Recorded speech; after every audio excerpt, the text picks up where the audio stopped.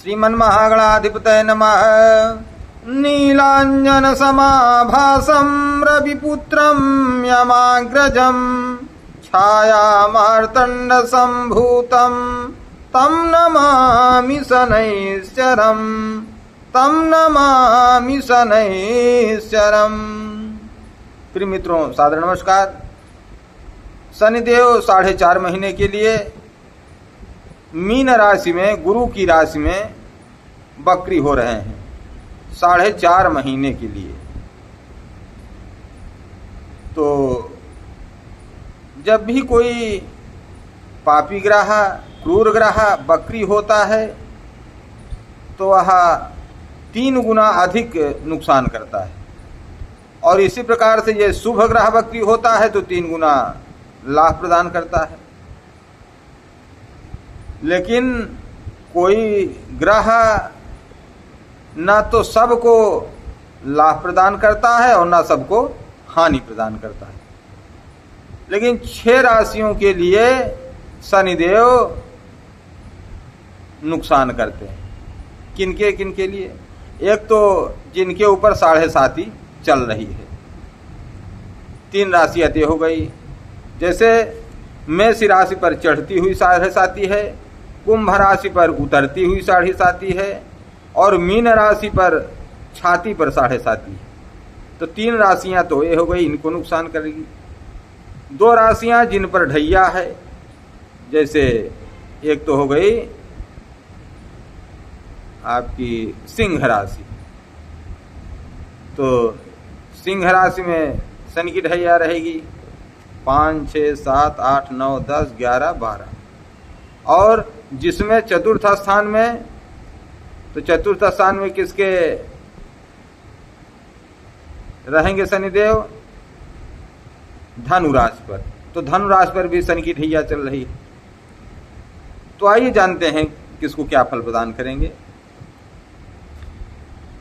तो वक्री चलने का मतलब उल्टी चाल चलने लगते हैं। जो आगे बढ़ रहे थे वो पीछे लौटने लगे।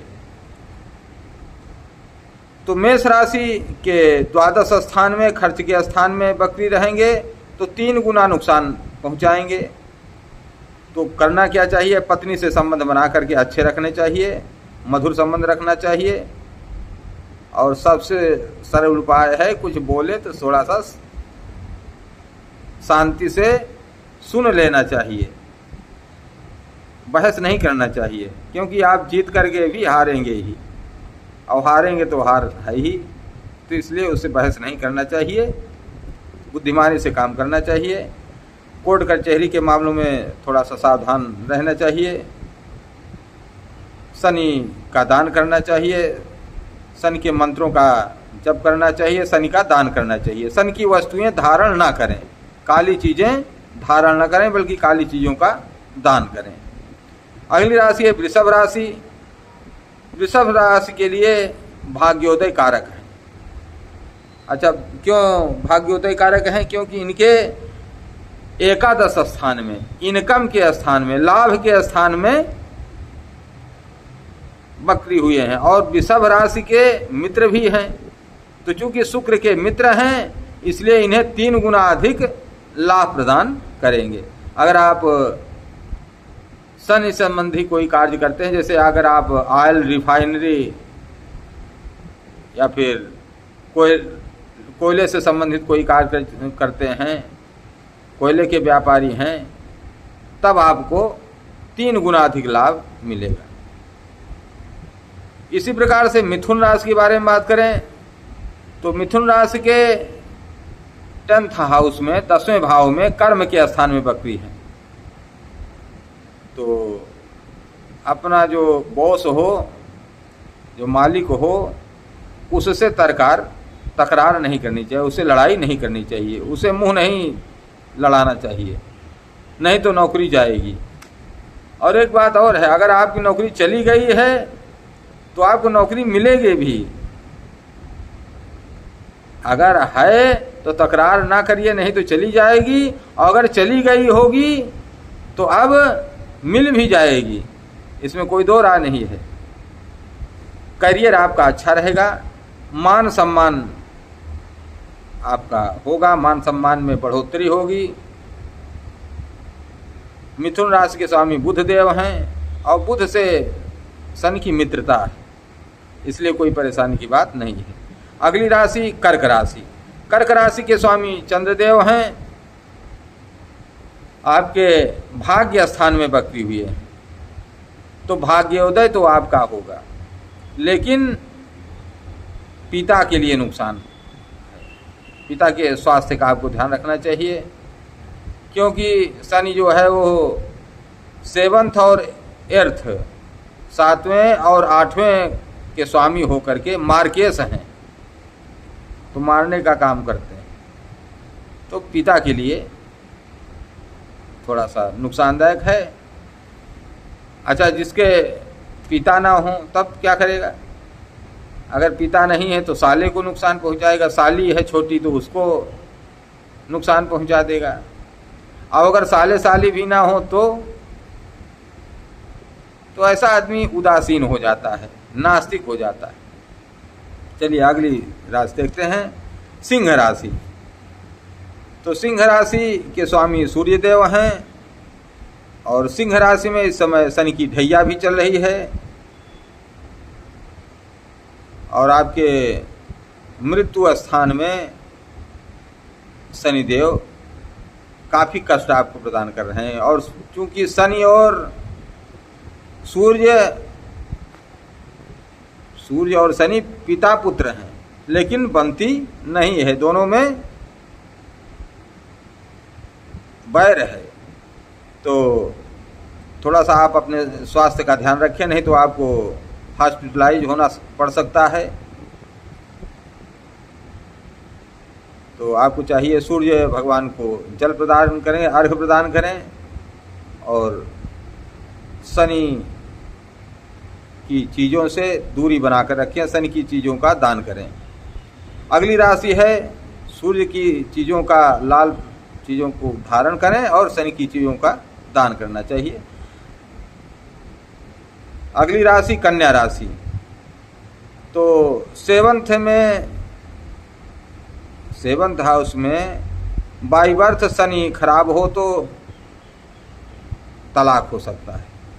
अगर 7th हाउस में, क्योंकि कन्या राशि में इस समय शुक्र भी निम्न के हैं, यद्यपि हैं तो बुध के मित्र, लेकिन कन्या राशि में निम्न के हो जाते हैं, नीच के हो जाते हैं, और वहां से सप्तम दृष्टि से सप्तम स्थान को, दाम्पत्य स्थान को देखते हैं। तो यदि आपके जन्म कुंडली में शनि खराब हो तो ऐसे में तलाक हो सकता है, डिवोर्स हो सकता है। और अगर शनि और गुरु अच्छे हैं और तलाक होने वाला हो, या बहुत दिन से मायके चली गई हो, ना आ रही हो पत्नी, तो आ सकती है, अर्थात डिवोर्स कैंसिल हो सकता है। अगर आपने दोनों केस लड़ रहे हैं तो वहाँ पर भी जाकर के मित्रता हो सकती है। इधर जो हुआ सो हुआ, चलो चलते हैं घर। हर हर महादेव। तो अगली राशि है तुला राशि। तो ऐसा नहीं कि हमेशा 1 महीने की बात है, उसके बाद सब सही होगा, क्योंकि शुक्रदेव जो है उसके बाद स्वराशि में पहुंच जाएंगे, तुला राशि में, अपनी प्रिय राशि में, अपनी मूल त्रिकोण राशि में। तो ज़्यादा परेशानी की बात नहीं है, लेकिन हमको यह देखना है कि शनिदेव क्या स्थिति। हम शनि की बात कर रहे थे, तो चूंकि शनि मीन राशि में सप्तम स्थान में आपके बकरी हो रहे हैं कन्या राशि के, इसलिए 3 गुना अधिक नुकसान कर सकते हैं। इसलिए हमने कहा यदि जन्म कुंडली में शनि खराब हो तो वह डिवोर्स करा सकता है। अगली राशि है तुला राशि। तुला राशि के स्वामी जो है वो कौन है? शुक्रदेव है, और वह अपने से द्वादश स्थान में बैठे हुए, अपने से द्वादश स्थान में बैठे हुए हैं। और शनिदेव 6ठे स्थान में, रोग और चोट के स्थान में बैठे हुए हैं शनिदेव। तो 3 गुना अधिक क्या करेंगे? बीमारी बढ़ा सकते हैं। तो बीमारी बढ़ा सकते हैं, क्योंकि 20 डिग्री पर हैं, इसलिए। अगर 2-4 डिग्री पर होते तब तो लाभ करते, लेकिन क्योंकि 20 डिग्री पर वक्री हुए हैं, इसलिए रोग चोट आदि बढ़ाएंगे। तो ड्राइविंग थोड़ा सा सावधानी से करें, अच्छे से चलाएं, हेलमेट लगा के चलाएं। पूजा पाठ आपको करना चाहिए, काली चीज़ों का दान करना चाहिए, जैसे उड़द की दाल, छाता। शनिवार के दिन पीपल में काला तिल मिला हुआ जल चढ़ाएं, तिल का दिया जलाएं। सब राधे राधे होगा। और इसलिए भी होगा क्योंकि तुला राशि के मित्र हैं, शुक्र के शनिदेव मित्र हैं और तुला में उच्च के होते हैं, तो इसलिए ध्यान रखेंगे। अगली राशि है वृश्चिक राशि। वृश्चिक राशि के 5th में शनि देव वक्री हुए हैं, तो 5th स्थान में संतान और से प्यार का भाव जो है, या फिर कोई लव मेट है तो उससे लव रिलेशन जो है वो टूट सकता है। और यदि टूट गया हो तो जुड़ भी सकता है, क्योंकि 3 गुना लाभ भी प्रदान करते हैं। अगर यदि शनि गुरु और दोनों जो है वह बर्थ चार्ट में अच्छे हों तो टूटा हुआ संबंध फिर से जुड़ सकता है, और अगर ध्यान नहीं देंगे तो टूट भी सकता है। दोनों हो सकता है, टूट गया है तो पुनः जुड़ सकता है, और सामान चल रहा है तो टूट भी। सामान्य अगर चल रहा है तो प्रेम संबंध टूट भी सकता है। हाँ, वृश्चिक राशि में गर्भवती महिलाओं को ध्यान देना चाहिए। इसमें अगर वह गर्भ धारण किए हुए हैं तो विशेष सावधानी उनको बरतनी पड़ेगी। पिता पुत्र में मतभेद हो सकता है, और साथ में ड्राइविंग जो है वृश्चिक राशि वालों को ठीक प्रकार से करनी चाहिए, नहीं तो चोट की संभावना है। अगली राशि है धनु राशि। तो धनु राशि पर शनि की ढैया चल रही है, और यह शनि की ढैया 2.5 साल के लिए होती है, और 4th स्थान में मीन राशि में शनिदेव बैठे हुए हैं, तो थोड़ा सा हेल्थ इशू आ सकता है। और यदि आपकी माँ है तो माँ के स्वास्थ्य में भी गिरावट आ सकती है। सुख साधनों में कमी हो सकती है, थोड़ा सा आपकी शांति भंग हो सकती है, तो ध्यान रखना चाहिए आपको। वैसे चूँकि आपके जो राशि के मालिक हैं वह 9 तारीख को 9 अगस्त से जो अस्त हुए हैं वो उदय हो जाएंगे, और अपने उच्च राशि कर्क राशि में उदय होंगे। इसलिए 9 तारीख के बाद आपकी बल्ले बल्ले है, राधे राधे है, फिर आप जो चाहेंगे वो कर सकते हैं। लेकिन शनि की ढैया है, इसलिए शनिवार के दिन थोड़ा सा पीपल में जलदान करें, दीप दान करें, हनुमान चालीसा का पाठ करें, राधे राधे होगा। अगली राशि है मकर राशि।